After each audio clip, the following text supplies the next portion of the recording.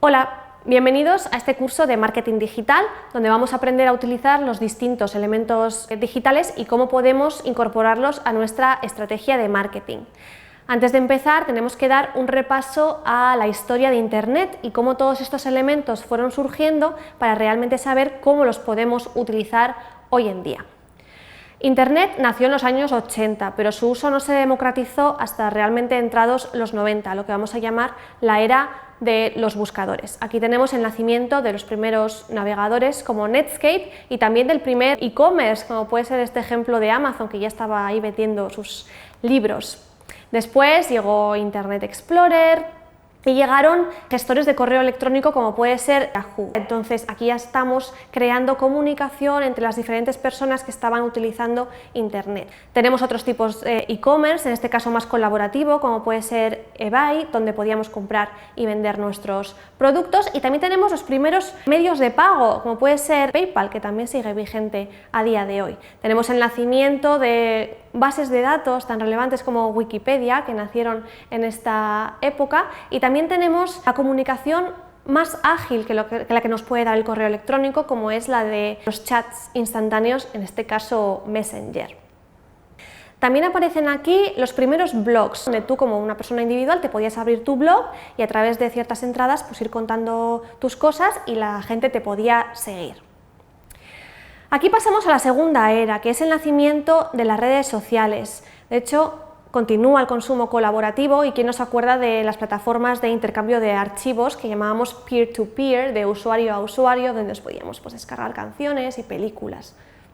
También nacen, como decía, las redes sociales, en concreto una de las más relevantes de la época, MySpace, donde nuestro primer amigo era Tom, y a través de la cual podíamos customizar nuestros perfiles de manera que reflejasen nuestra personalidad lo máximo posible y donde nuestros amigos y gente desconocida nos podían seguir. Y de hecho también podíamos seguir en este caso, MySpace de empresas o bandas, ¿no? Donde podíamos escuchar su música y seguir sus actualizaciones.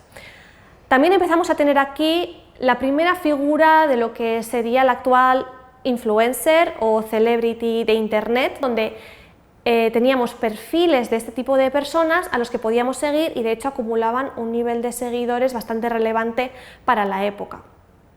Y después de este boom de MySpace tuvimos el nacimiento de Facebook, que era una red muchísimo más sobria en la que podíamos establecer conexiones más personales entre las personas a las que conocíamos, etc. Por ejemplo, no olvidemos que en MySpace muchísimas personas utilizaban un nombre en clave o un nick de Internet, mientras que en Facebook las personas ya empezaron a utilizar sus nombres de verdad, ¿no? Creando su identidad digital. También aparecen foros donde las personas intercambiaban sus opiniones, de los más relevantes y que siguen vigentes hoy en día. Tenemos 4chan y también aparece Twitter, la mensajería instantánea y pública, donde en unos pocos caracteres podíamos comunicar mensajes a todo el mundo.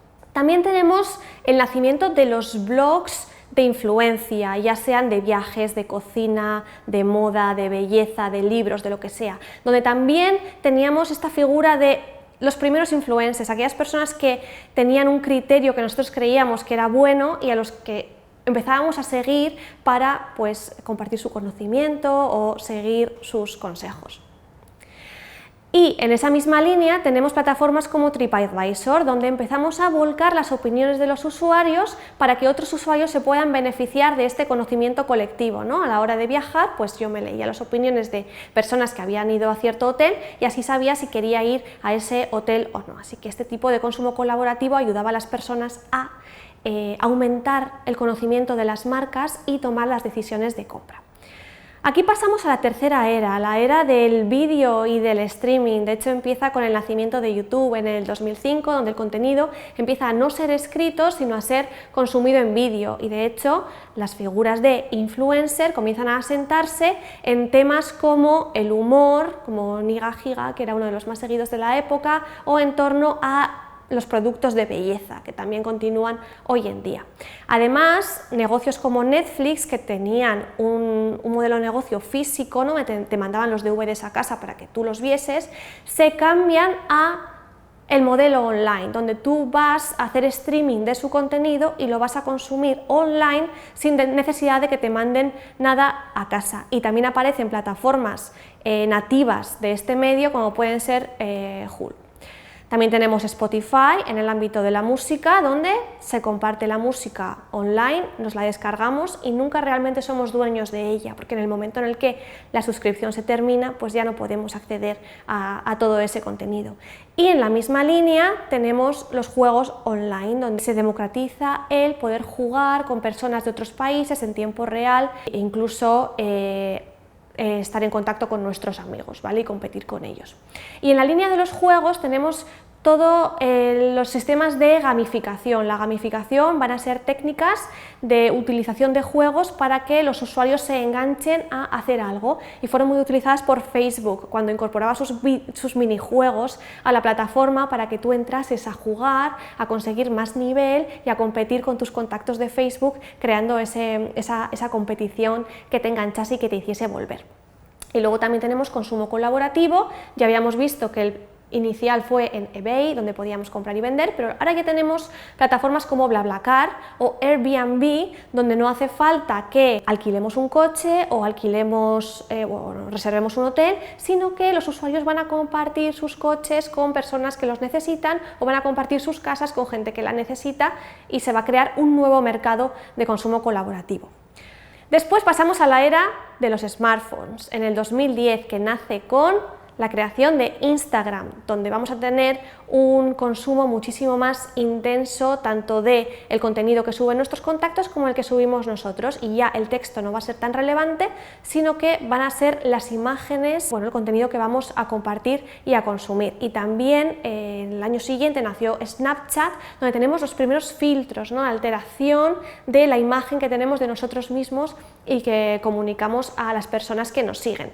También tenemos en el ámbito del vídeo el boom de los canales de videojuegos, de compartir contenido extra largo, porque además YouTube se prestaba a que los usuarios estuviesen muchísimo tiempo y muchísimas horas consumiéndolo, y todas aquellas influencers que habíamos visto, todas aquellas figuras de influencia, comienzan a dar un salto en esta era de sus blogs escritos, que ya la mayoría han desaparecido, al contenido en vídeo. De hecho, hay muchas influencers de este tipo que han nacido en la época del contenido en vídeo, que nunca han tenido un blog escrito anteriormente.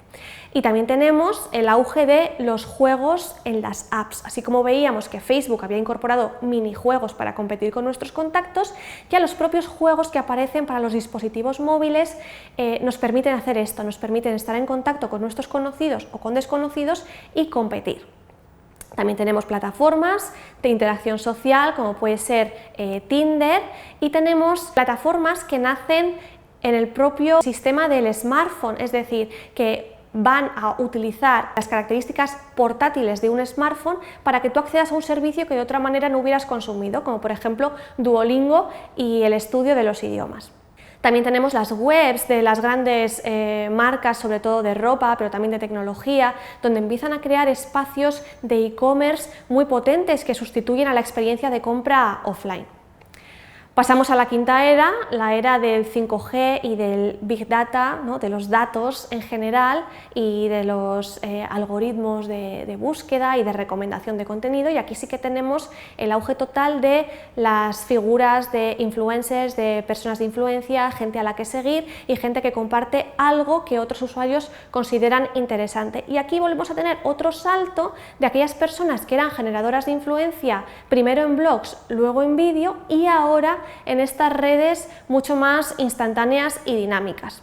También tenemos el auge de plataformas como Twitch, donde si ya en YouTube se consumía contenido en vídeo durante muchas horas, en Twitch esto ya da la vuelta. O sea, aquí ya tenemos a creadores que hacen contenido de 4 horas, de 6 horas, de 10 horas, donde podemos poner anuncios porque va a haber usuarios que lo van a estar consumiendo. Y también tenemos nuevas plataformas para nuestros smartphones de compra instantánea, como por ejemplo la plataforma 21 Buttons, donde te permitían comprar en el momento algo que te gustaba mucho, que luego fue incorporado a Instagram. Por ejemplo, aquí tenemos un ejemplo de Zara y cómo con un clic podemos comprarnos esta chaqueta. Y también tenemos plataformas de venta de segunda mano, como por ejemplo Wallapop, o también podría ser Vinted. Aquí también empezamos a cambiar nuestros estándares sobre cuánto esperamos por las cosas. En vídeos posteriores veremos por qué para el consumidor es importante la inmediatez en el mundo digital, y aquí tenemos Amazon con sus envíos de un día o 2 días en el que vamos a tener algo en la puerta de nuestra casa, y por lo tanto van a sustituir la experiencia de compra mucho más, porque ya no tengo que esperar durante varios meses a que me traigan algo. Y lo mismo pasa con plataformas de comida como pueden ser Globo.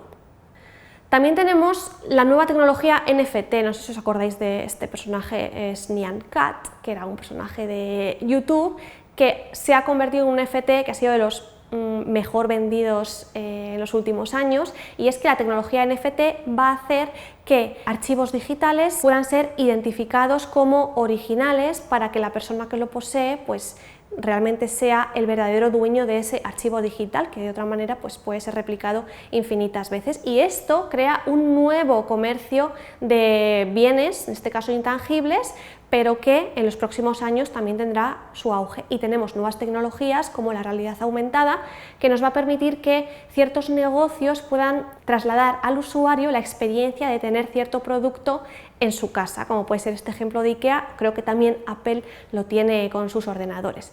Y entre estas tecnologías también tenemos pues todos los dispositivos manejados por voz, como puede ser Alexa, ¿no?, en nuestra casa, donde simplemente con nuestra voz vamos a dar órdenes para que ejecuten ciertas acciones. Y en los 2020 llegamos a la última era en la que estamos actualmente, de la IA, de la automatización, y seguimos con la gestión de datos masivos, y aquí las empresas se van a enfrentar pues a una serie de situaciones que todavía pues no están resueltas o ofrecen ciertas oportunidades, como cómo la inteligencia artificial aprende y cómo nos puede ayudar a mejorar nuestros procesos, o cómo la IA puede sustituir a los humanos desarrollando ciertas funciones, o qué problemas puede traer la IA al no ser un humano ni tener los valores humanos a la hora de responder con sus acciones a ciertas circunstancias, o en qué momentos vamos a tener un problema entre los trabajos que hacen las personas y el trabajo que hace la IA, o cómo se pueden encontrar soluciones a este tipo de colaboraciones, ¿no? No sé si os acordáis de la huelga que hubo en Hollywood hace poco, porque bueno, la IA estaba generando contenido, estaba generando guiones, voces, escenas, etcétera, ¿no? Pero también es una oportunidad para las marcas de incorporar este tipo de tecnologías para mejorar la experiencia de usuario, como en el caso de Zara, o para establecer nuestra marca digital, ¿no? Como por ejemplo Balenciaga, que creó su línea de ropa online para ser vendida, pues en este caso en Fortnite y a través del metaverso. Y luego tendremos una serie de dispositivos físicos que nos ayudarán a incorporar y a manejar todas estas herramientas digitales, como las nuevas gafas pues de realidad virtual, etcétera. Y también llegamos a los modelos de suscripción en productos físicos, así como en Spotify, en Netflix ya teníamos asumido que era un producto que funcionaba a través de suscripción, y en el momento en el que no la pagábamos no podíamos acceder más a ese contenido. Esto llega a los productos físicos, como por ejemplo los coches, ¿no?, donde Mercedes anunció que ciertas características del coche solo estarían disponibles bajo suscripción, porque el coche pues iba a estar conectado a Internet. Y esto también traspasa las barreras de los usuarios y de las empresas a los organismos públicos y a la gestión pues de las distintas sociedades. En este caso, pues en el Metro de Londres quería incorporar unas cámaras con IA que identificaban pues ciertas emociones en los usuarios con distintos objetivos, y uno de esos objetivos podía ser pues darles publicidad que estuviera customizada a sus intereses o a su estado de ánimo. Vale, pues a través de toda esta evolución de Internet hemos visto diferentes elementos como el e-commerce, el intercambio de archivos entre usuarios, la realidad virtual, las diferentes tecnologías que aparecen, las diferentes plataformas. Todo esto forma parte de los elementos que podemos utilizar en el marketing digital, que son estos, y son los que tenéis en el libro también, y son los que vamos a ver cómo integramos en nuestra estrategia de marketing, en qué momento y bajo qué circunstancias, para conseguir maximizar nuestros resultados positivos en las acciones de marketing. Así que en el siguiente vídeo veremos en profundidad estos elementos. Muchas gracias y hasta pronto.